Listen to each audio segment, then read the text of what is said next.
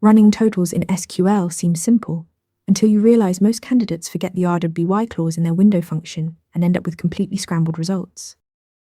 The key to running totals is the window function sum over. Unlike a regular sum with group by, a window function computes aggregates while preserving individual rows. The over clause tells SQL this is a window operation.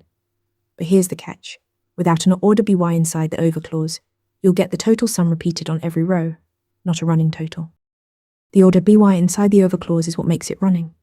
It defines the sequence for accumulation. As SQL processes each row in order by date, it adds that row's value to all previous rows. This creates the cumulative effect. Without it, the window has no concept of before or after, so it just sums everything.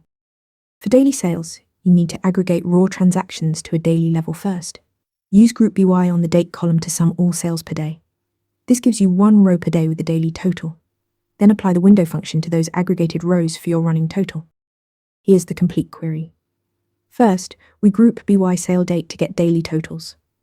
Then sum over order by sale date computes the running total. The default window frame is row inbinded preceding, meaning sum from the first row up to the current row.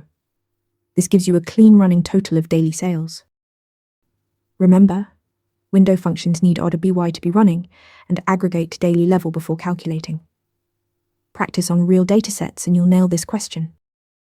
Want to nail questions like this in your next interview? Interview Mentor gives you hands-on practice with real questions. Every answer gets a grade with specific, personalized feedback. Track your progress across topics and difficulty levels.